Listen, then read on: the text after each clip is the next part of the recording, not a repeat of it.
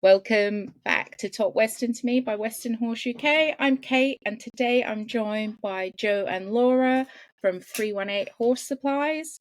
We're taking a behind the scenes look at what it takes to run a Western tack and training business in the UK, how to choose kit that is genuinely horse first, and a special focus on bus. So, hi guys, how are you both? Hi. Good? Excellent. Yeah, good. So if we start off by, for anyone that doesn't know you, who are 318 Horse Supplies and what do you do? Well, mainly, I kind of horse trainer and make tack. Laura's a braider and... Yeah, so I mainly braid Bozels, Hackamores, but also other braidy bits as well.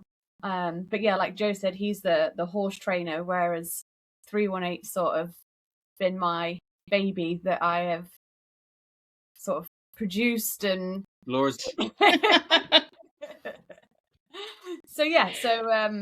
but the main reason we started making horse gear was we couldn't find really top quality things in the UK. We always had to buy it and get the shipping and the import and never really know what was coming to us. So we said, do you know what, let's make our own stuff. COVID hit and couldn't have any horses in for training because of the handover deal and getting people over. We couldn't have people on site. So then it was kind of like, well, if we're not doing that, we might as well just not have them in.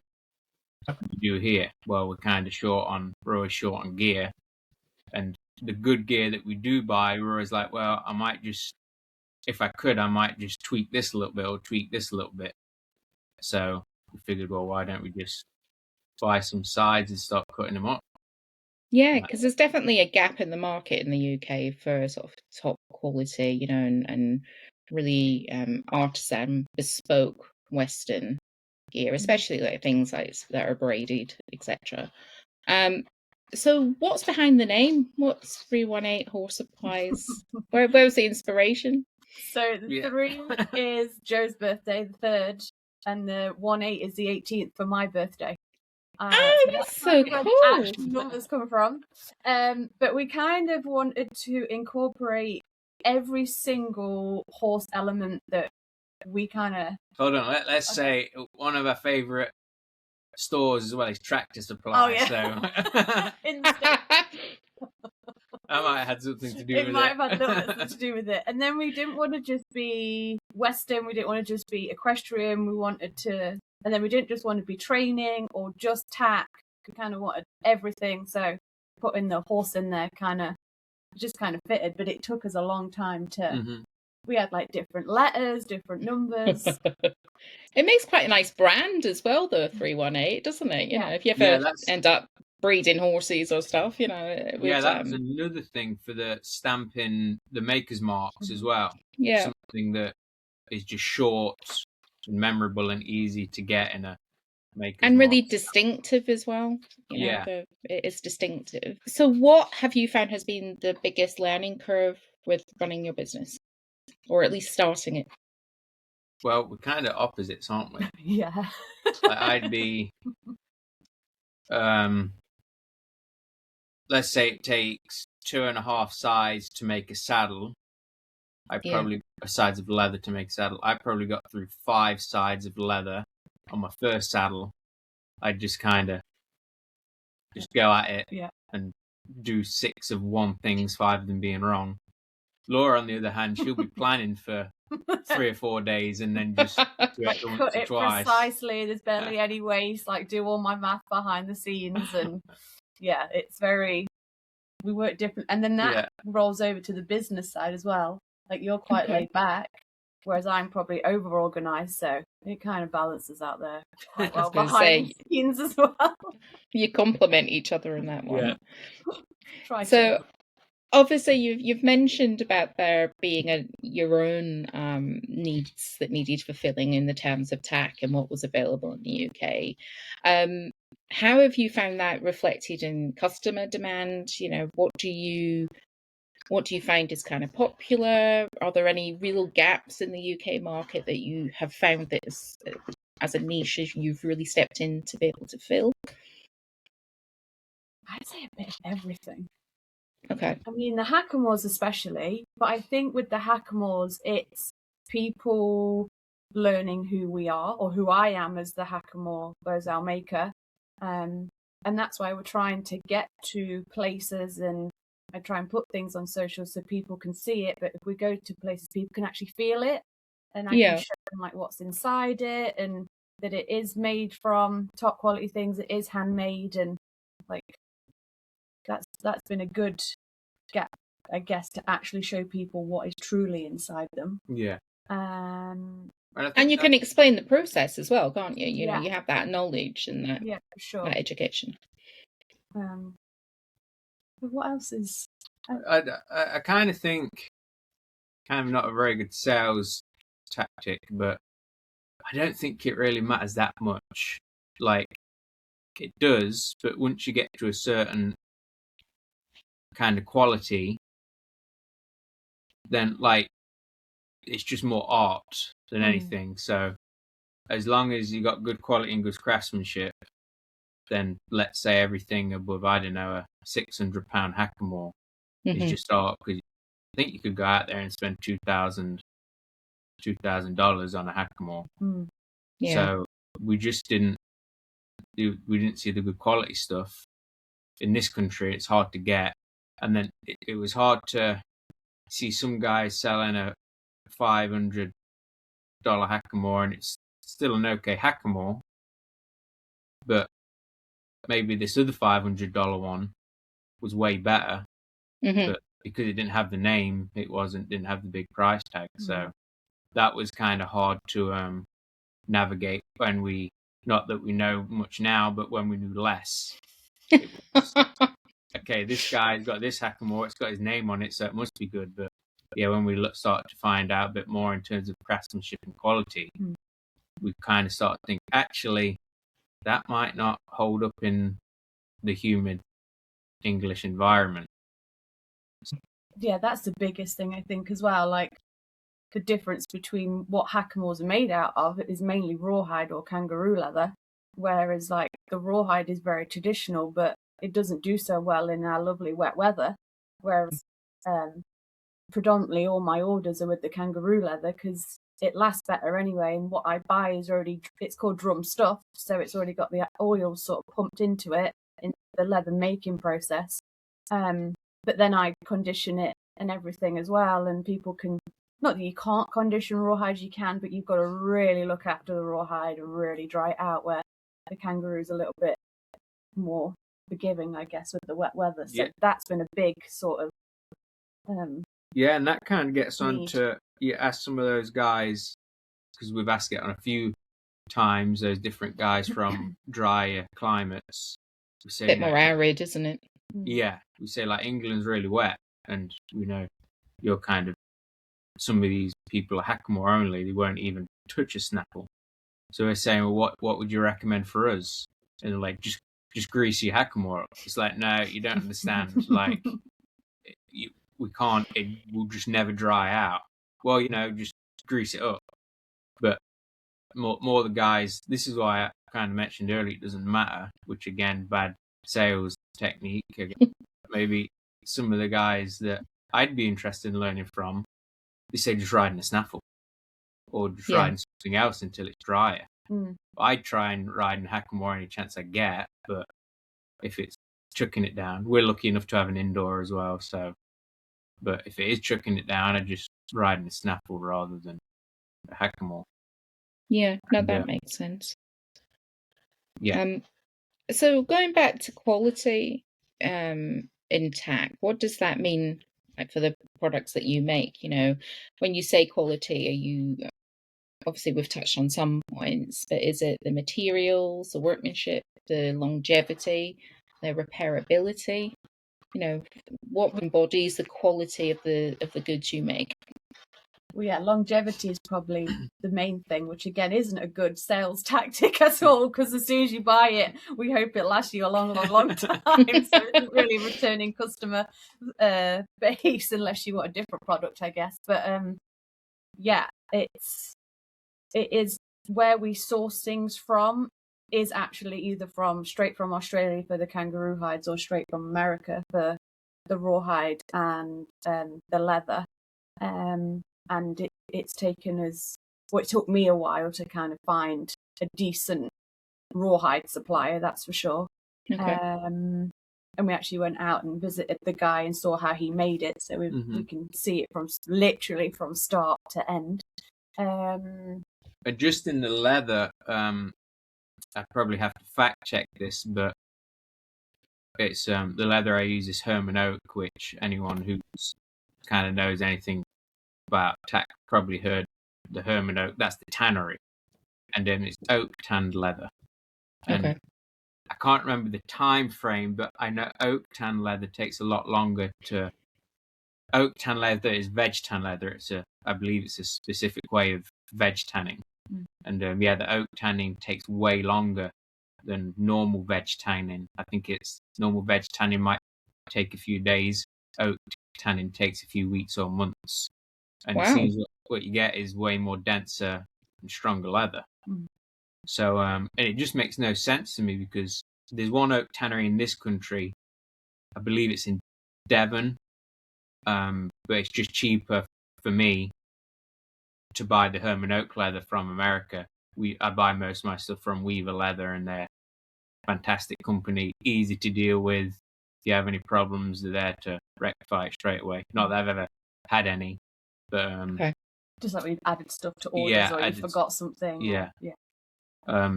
So I can't remember where I was going with that. Yeah, good quality. Yeah. Herman Oak leather, that good quality leather. It's just that's where I was going with it.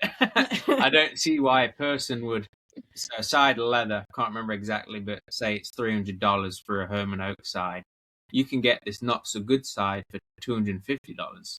I don't see why you just wouldn't go ahead and buy the better quality side for an extra $50. But Yeah. I guess consumerism and all that doesn't. I think it's the understanding as well, Joe, and the understanding of the process and actually what the difference, for example, if it was 50 quid, $50, what the price point difference actually gives you. And like you say, it's that longevity, it's that quality. But that's where having, makers like yourselves in the UK with that knowledge is really helpful. Because otherwise consumers don't know the difference, and like you say, they're more likely to buy a cheaper product that maybe wouldn't last as long. So I think the education element that you bring, through your own exploration of, filling a gap that you needed to the wider Western audience in the UK is priceless. Not only if they buy from you or when they buy from you, do they get good products, but they also get that knowledge and the understanding of what the product is, what it's for, and actually why they're paying that price point. And going on from that, how do you educate customers that have queries that are new to Western, particularly those that are maybe shifting from English to Western? Because I'm sure in both sides of your business, you see people do that. I mean, we all started somewhere, and knowing how to kit themselves out so that they're not overfacing themselves both financially and buying stuff that they may not need, but also from a training point of view, Joe, as well, where the Hackamore and the Beau Sal is not a first port of call for riders that are new to Western. Well, I think just more than anything, don't listen to what people say. Just go out there and try a bunch of stuff. Okay. I think if we were to get into the training as well, maybe we're in the phase or fad or whatever you want to call it of over explanation. I'm guilty for that too. Seems like everyone wants to tell this other person what they should be doing. Like you should be riding in this, you should be doing this way, you should be this, that should be. So I think just go out there and see what you like doing, and if it doesn't abide by what this other person believes, then so what? Fantastic. It's just I was listening to Matthew McConaughey the other day, and he said, "Leave the truth in the asker. Leave the truth in the kitchen of the asker." And he'd be like that. Nice. So much over explanation. It's like the people don't get to think for themselves. And Yeah. And I think that's the thing we're lacking in everything. Horse training, gear. It's just, you've got to conform by this way. And generally it's because it's morally right. That's kind of maybe what we hear. And so people are so scared to screw up. And I listened to a guy, one of the guys I look up to, one of the guys I'd go to for help, two guys actually, and they were talking about one of their cousins. They were talking about, it was a few years back, I believe, and I think one of the cousins said, "I want to go ride colts with this guy," and they said, "Well, you're only 20, you still got time," and the cousin said, "Yeah, but I'd be scared to screw it up," and these two guys just burst out laughing, and he said, "You want to get this figured out, that screwing up? Good luck. It's impossible. You can't do it." And I think there's so much, people are so scared to screw up because this other person will crucify you for it. So whether it's training, whether it's choosing tack, go out there, screw up a load, then at least you got some reference point. As long as you're not going to get injured, obviously. But go try a bunch of saddles, go try a bunch of different stuff. And that's what I did. I bought 2 saddles, custom saddles, very well made. But then I got to ride some other saddles. Try not to name drop, but I got to ride 3 Dale Harwoods. Okay. Who's that other maker? Jeff Hansen. Real nice saddles, and I thought, these feel nothing like my saddles whatsoever, not even close. So I was, and that's a big deal. Dale Harwood's probably one of the best saddle makers who's ever lived, so it's a pretty high deal. But I think if I tore that top seat out of my saddle, I could get it to feel a little bit more like these. So that's what I did that, and then I'm thinking, do you know what, if I just started to scratch, I could probably get something closer to this. So, but if I would have ridden in those saddles ahead of time, I would have had more of an idea of what I wanted from the beginning. But I just didn't know. I suppose it's that fine line, isn't it, between, trying stuff and, like you say, having the confidence to actually be open-minded and try different things and what suits. I mean, it's like anything in the horse world, you kind of have to dance to the beat of your own drum. But I suppose for me, I ride my horse in the bow saddle. He is very, very briefly, just to give you an example, and I'm sure you guys see things like this all the time. He's an ex-reiner, so he'd been used to a shank bit. I got him and I started him from snaffle and worked my way up and to see what I got. And the opinion I got was, you don't put a shank bit horse back in a snaffle, because these were opinions that he would blow through the hack or he'd blow through the snaffle. But you just cut off there for a sec. Oh, that's because say that I'm again. Sorry, waffling again. No, I was just saying it's my computer's just going, just stop her talking. It's that trusting your instinct, isn't it? I had quite a finished horse that I took back through the snaffle and the hackmore, and I was advised not to because he could blow through both. But for me, it was really important to take him through that process so I knew where we were at going forward, sort of revisiting that foundation. But it's having that confidence and trusting yourself. And I think for people new to Western as well, it can be really overwhelming. You've got bits coming out of your hoo-ha, of every kind. You've then obviously got we've got hackamores that aren't an English hackamore, so that's confusing. So I think as a community on the Western side of it, we have to be open-minded and welcoming and allow people to mess up. and allow ourselves to mess up as well. None of us are the finished real deal, are we? So it's just that constant journey.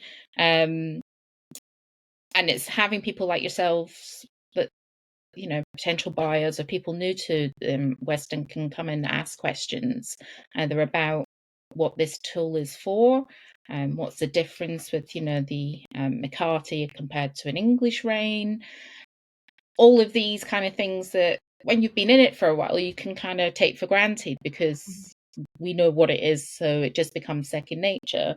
Whereas, as you can imagine, on the outside looking in, you're thinking, that's completely different to absolutely everything. I mean, when I started in Weston, I was a bit of a cross-dresser. So I had a dressage saddle and I had a McCarty set up with my previous horse before I moved into the Weston saddle. Just like you said, Joe, it was finding what I like, what suited him, what suited me. And it's trying to, do the best thing for yourself, but also for your horse, making sure that it's right for them. Rather than it just being a fashion thing, which, like anything, we run the risk of at the moment, especially with Yellowstone. People, it's great having the interest in Weston, but it's having that little bit of education behind it so that people can make really good decisions for themselves and their horses, and not just, do it because it looks cool. I mean, it does look cool. Of course, we all look cool. Everyone likes to look good, don't they? But if that's their underlying thing of why they're doing it, maybe that's not the greatest thing. No, exactly. Bonus. Yeah, it's a little bonus, yeah. Yeah, there's that odd time you go, actually, I look like I know what I'm doing. And then my horse humbles me rather swiftly. It's like he can hear the thought and goes, yeah, no.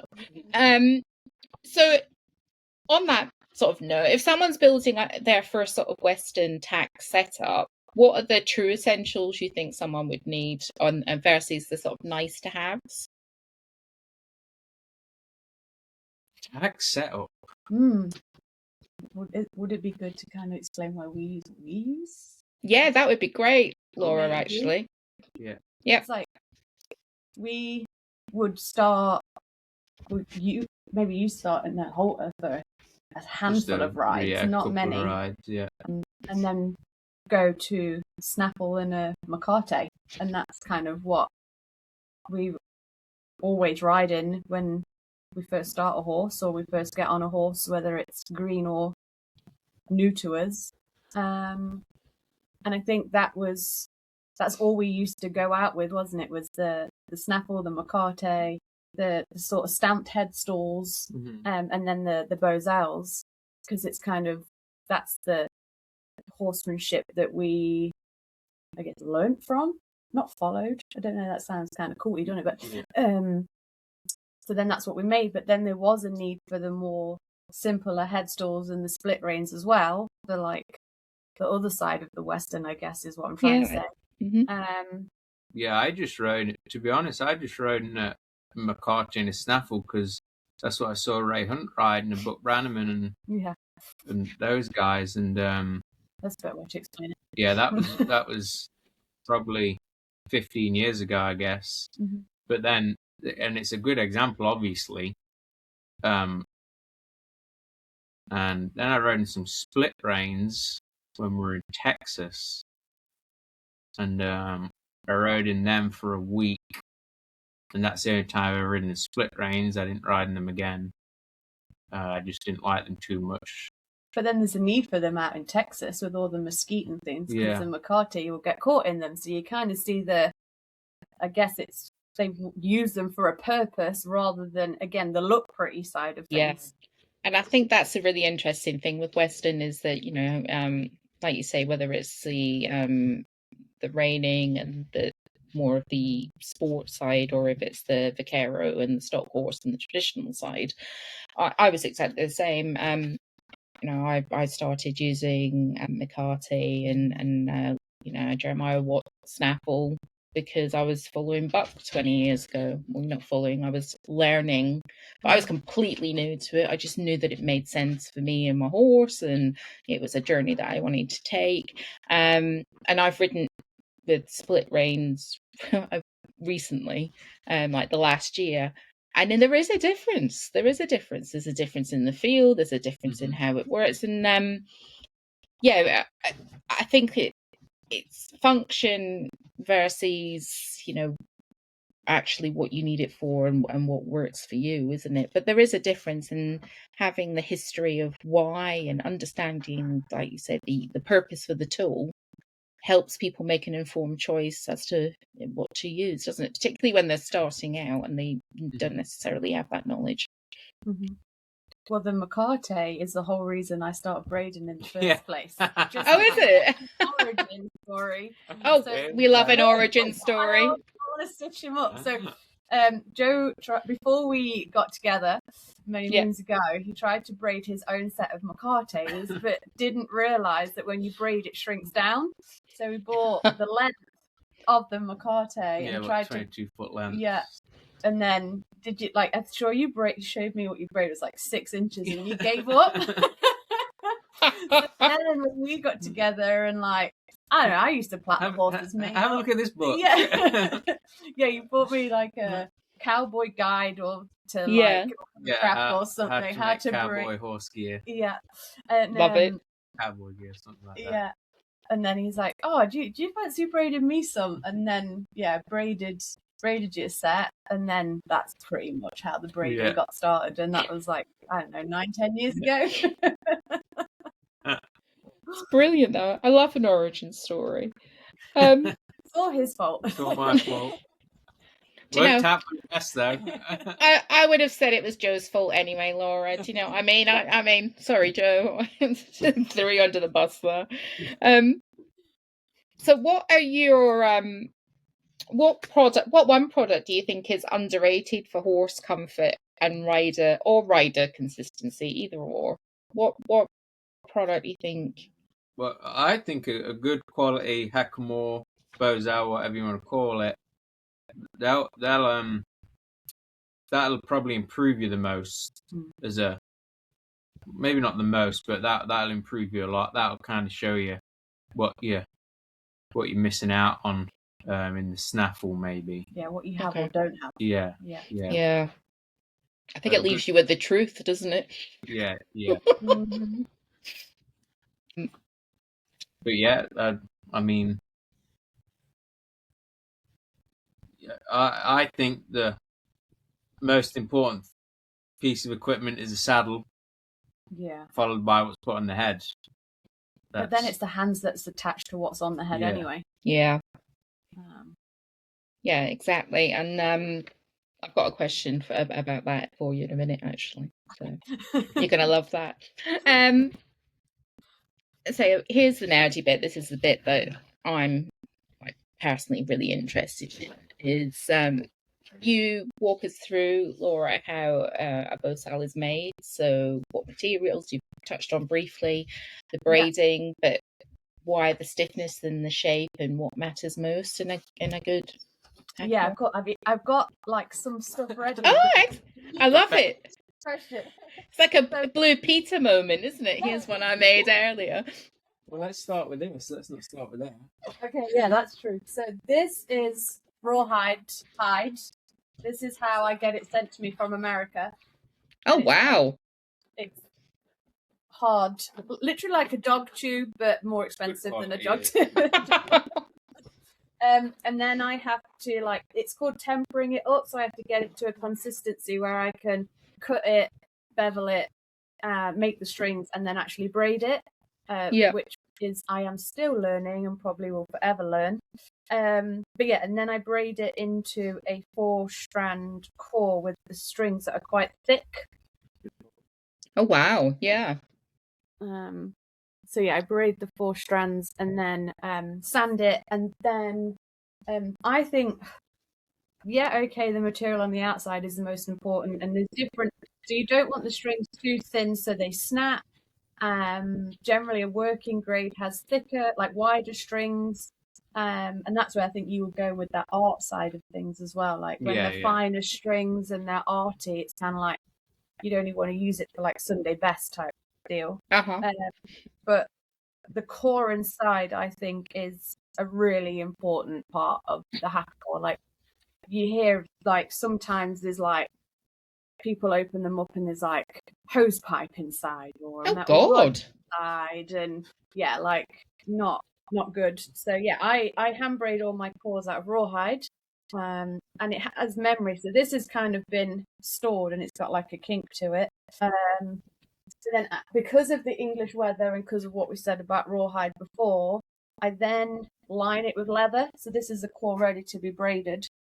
Okay. And I actually, again, another learning process, I stuff my leather myself with paraffin. Is it paraffin gas? Paraffin gas. It's like camping gas. Camping gas and paraffin wax. I've shaved the paraffin wax into a crock pot, put the camping fuel in there, get it to like 22 degrees Celsius, and then dip the leather in.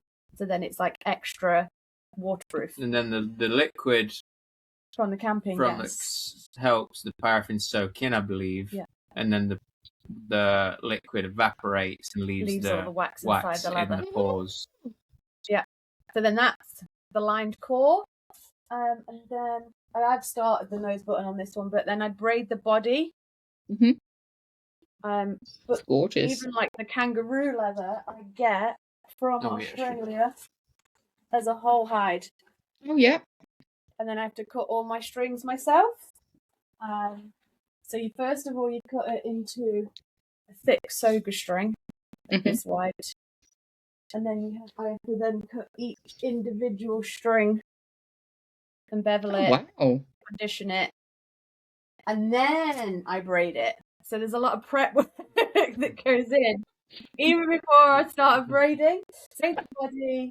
Oh, show that one with the heel. And then put the nose button on. So the nose button's the second part after the body, and then this is it before I finish the heel knot. So heel knots are kind of like a personal preference for braiders. I quite like a teardrop. Show this one. A teardrop. Heel knot, and it's got a little bit of shelf kind of for the Makate to sit on. I put a little wedge in there to get the rain through, but this is what it looks like before I put all that leather on. Okay. Build it with leather strips like wrapped around it. When you sand it to shape. And then sand it to shape, and then I put my cute little maker's mark on the bottom. You can see that. It's very cute. I love it. And how long would that take you? Each hackamore probably takes me roughly 20 hours. Wow. Okay.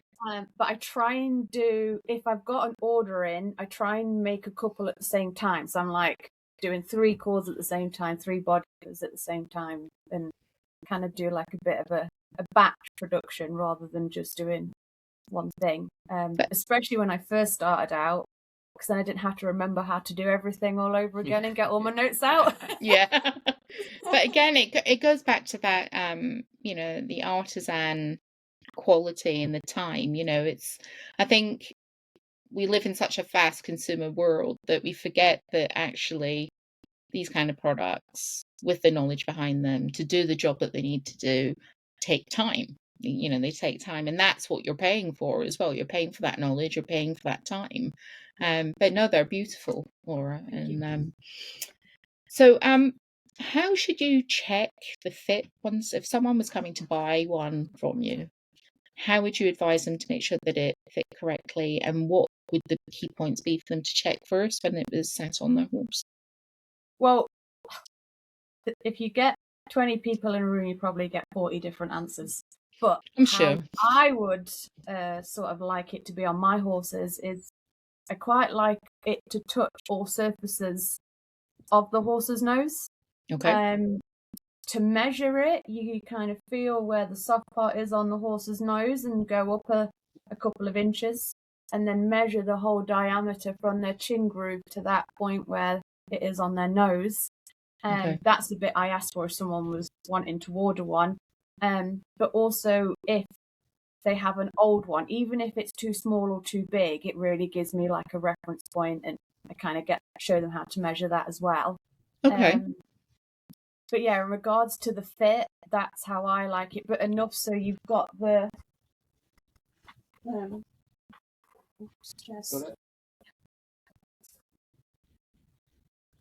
So when it's on the horse's face, when you're riding, you still have this lift for the heel knot to be the signal before the signal. I don't like getting into too many sort of catchphrase things, but so yeah, when it's kind of hanging and you're riding along, so that's kind of like no contact.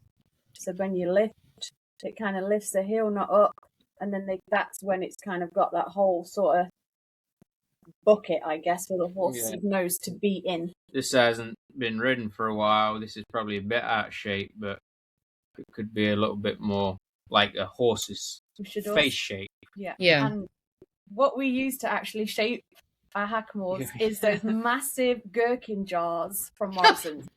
I love it. Shaper. So obviously there's lots of people that sell shapers, and like, yeah, that's cool. Yeah, probably one of the best ones is from a guy called Steve Derricott. Yeah. He does we've got one of his shapers as well. That's a good shaper. But yeah, we just tie the hanger around at the top to kind of, especially for your mare, she's got quite a small like nose, so kind of like small a diamond, flaps. Isn't it? Yeah. So kind of tie here, tie down here with a leather strap because we don't like leaving reins on, and then put a big gherkin jar in here, and it kind of, you want to pull that out, kind of. Yeah. Okay. Yeah. So it's more of a horse's face shape. Rather than having, I think more not. Some people like gaps here, like maybe gaps, and again, Ray Hunt said it should fit like your hat fits on your head. I'd figure I think what he meant by that is just a little, it's just little contact, not contact all around, but just comfortable. Yeah, you could. Yeah, nice feel. I guess. Yeah, be there all day. It's not flopping around, but it's not uncomfortable. It's that consistent feel, isn't it? Yeah. The horse's and you don't face. get too tight because then it's on all the time, and then the horse is just going to think, well, what do you want? It's always on, but well, that leads into the next question really well. So I was just about to ask how the fit interacts with the rest of the setup. So you'd already started to kind of answer me. So the hanger, McCarty, the rein length and weight, and lastly, but most importantly, the rider's hands.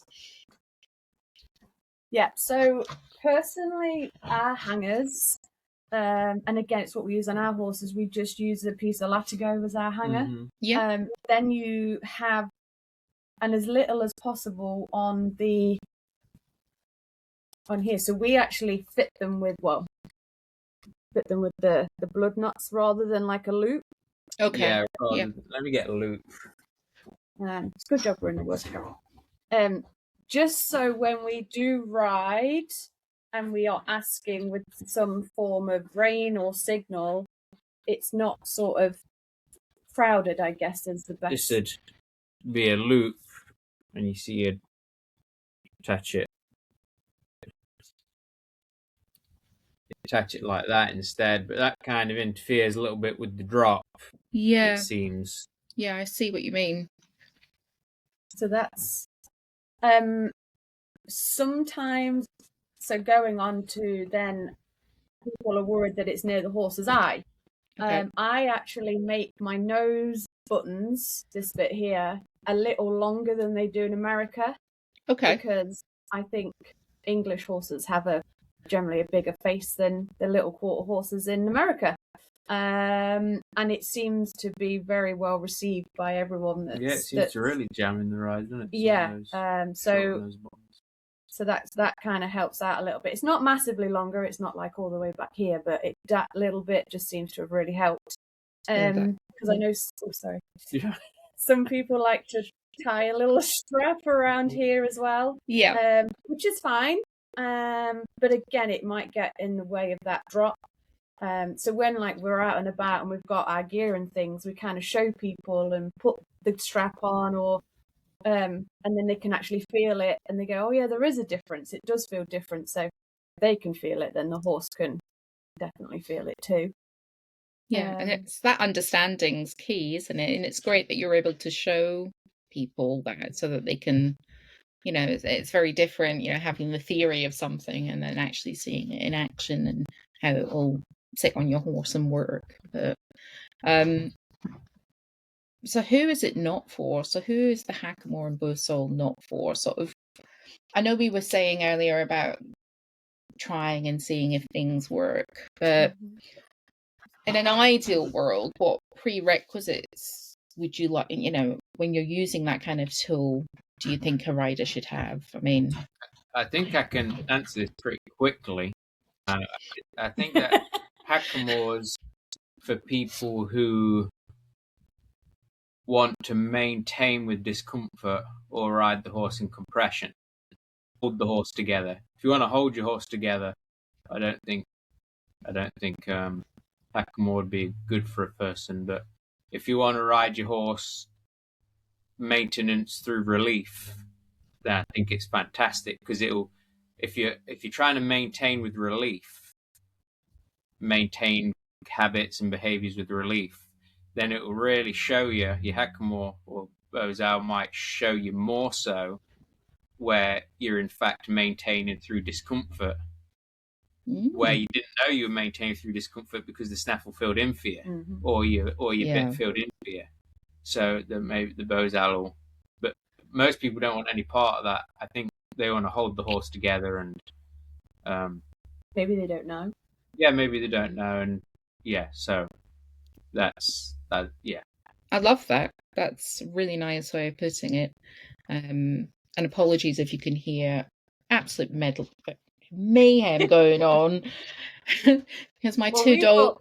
The cat was going to get involved with a workshop cat who's still asleep. So I've just got two cockapoos running around and deciding this is the time that they want to play. But yeah, so, and you can never tell what's being picked up by the mic. So it's like, it just sounds like there's absolute carnage going on behind me. I think that's a really nice place to end, you know, the specific portion of the Beausoleil chat. I think that's really lovely. But before go on. Yeah, no. I would just recommend this product. Yeah. The Ray Balls Vaquero Rawhide Cream on rawhide and kangaroo. So okay. Just I just want to put slather it on. Yeah, I'm not sponsored by them or anything like that. But people, that's one massive question. Yeah. Even if people have already got a Beausoleil or Hackamore and say, what do I put on it? That's what I kind of put it on before I braid and when I finish it, and what we use on it as all the time. So I just wanted to thank you. The Beausoleil section's finished. I just wanted to get that in there. No, that's great. And things like that's really helpful. I'll pop a link to it as well, just makes it easy for people to find. But yeah, that's great. So just a bit of fun. Got a bit of a quick fire round for you. Short answers, gut instinct. Just tell me what comes to mind. So most common misconception about Beausoleils? They're kinder for your horse. Cool. So one fit check every rider should do weekly, and that can be across any bit of tack.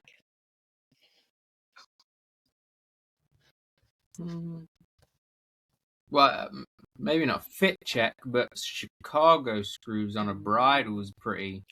They don't want them Chicago screws working loose if they're holding the snaffle in place. That might be a good thing to check up on.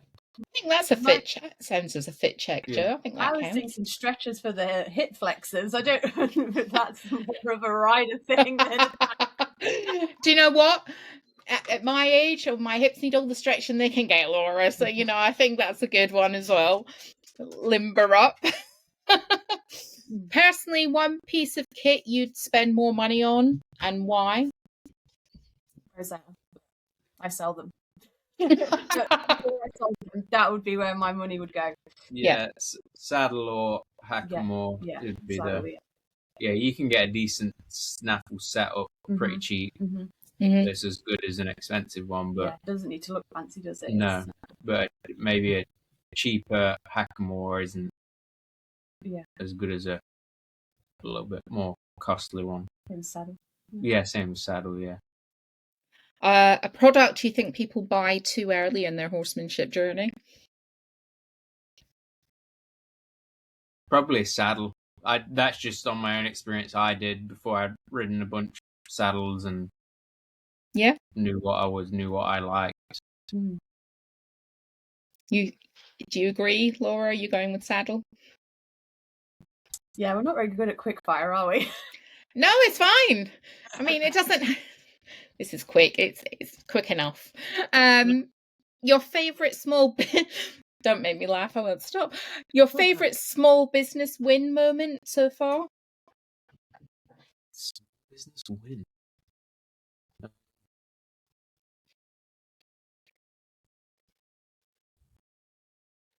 Prioritizing integrity, truth, maybe over financial profit. Probably the. Yeah. Nice. I like that, Joe. I think mine was my first Bozal order. I bet. Someone actually wanted one. Like, I was like, yes. Yeah. And they're beautiful. As me. Yeah, they're beautiful, Laura. You know, I mean, you're definitely a really talented craftswoman. So I think that's very cool. There's only two more. Don't worry, Joe. I'm not. I was just going to say to be biased, but Laura's braiding is leagues above my leatherwork. That's way more difficult to do. Biggest cheerleader. Yeah. That's lovely, though. So, one tip for riders moving from English to Western? Don't worry about what you look like. I was a cross-dresser as well. I was in a dressage saddle for a long, long time. I might still be until I get my saddle built by this young man. So, yeah, don't worry about what you look like. Borrow something, go for it. Yeah, I think just don't be afraid to mess up and don't be afraid to question stuff not in a critical way.